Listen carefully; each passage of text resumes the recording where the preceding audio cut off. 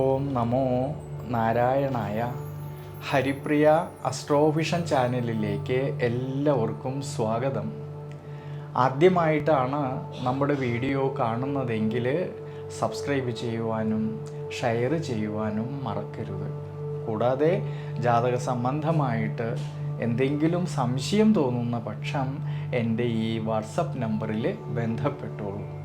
ഞാനിവിടെ പറയുന്നത് തിരുവോണം നക്ഷത്രത്തിൽ ജനിച്ചവരുടെ ജൂൺ മാസത്തെ ഗുണദോഷ ഫലങ്ങളെക്കുറിച്ചാണ്.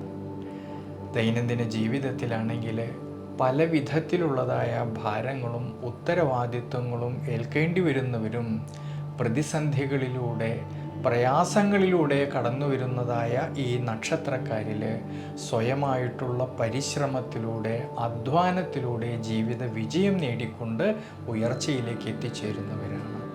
മകരം രാശിയിൽ ജനിച്ചവരായിട്ടുള്ള ഈ തിരുവോണം നക്ഷത്രക്കാരിലാണെങ്കിൽ ഈ ജൂൺ മാസത്തിൽ ഏഴര ശനിയുടേതായിട്ടുള്ള കാലഘട്ടം പൂർണ്ണമായിട്ടും കഴിഞ്ഞതായിട്ടൊരു സമയമാണ്. അതുകൊണ്ട് ആരോഗ്യം പൊതുവെ തൃപ്തികരമായിട്ട് കാണുന്നുണ്ടെങ്കിലും അഷ്ടമഭാവത്തിൽ കേതു നിൽക്കുന്നതുകൊണ്ടും വ്യാഴത്തിന് 6-ാം ഭാവാധിപത്യമുള്ളതുകൊണ്ടും സുഖനാഥനും 4-ാം ഭാവനാഥനുമായിരിക്കുന്ന ചൊവ്വയാണെങ്കിൽ ജൂൺ മാസം 6-ാം തീയതി മുതൽ അഷ്ടമഭാവത്തിലൂടെ സഞ്ചരിക്കുന്നതുകൊണ്ട് ജീവിതാനുഷ്ഠാനങ്ങളിലും യാത്രകളിലും ഡ്രൈവിങ്ങിലും എല്ലാം തന്നെ ശ്രദ്ധിക്കുന്നത് വളരെ നല്ലതാണ് ഈ ഒരു സമയങ്ങളിൽ.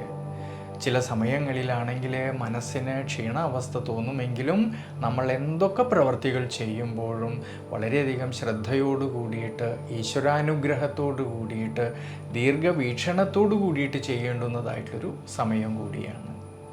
കർമാധിപതിയായിരിക്കുന്ന ശുക്രനാണെങ്കിൽ സുഖസ്ഥാനത്ത് നിന്നുകൊണ്ട് ഈ ശുക്രൻ്റെ ദൃഷ്ടി കർമ്മസ്ഥാനത്തേക്ക് വരുന്നത് കൊണ്ടും സർവേശ്വരകാരകനായിരിക്കുന്ന വ്യാഴത്തിൻ്റെ ദൃഷ്ടിയും ഈ കർമ്മസ്ഥാനത്തേക്ക് വരുന്നതുകൊണ്ട് കർമ്മസംബന്ധമായിട്ട് ഉയർച്ചയിലേക്കും അഭിവൃദ്ധിയിലേക്കും എത്തിച്ചേരാമെന്നുള്ളതായ മനോബലം കിട്ടുന്നതായിട്ടൊരു സമയം കൂടിയാണ്.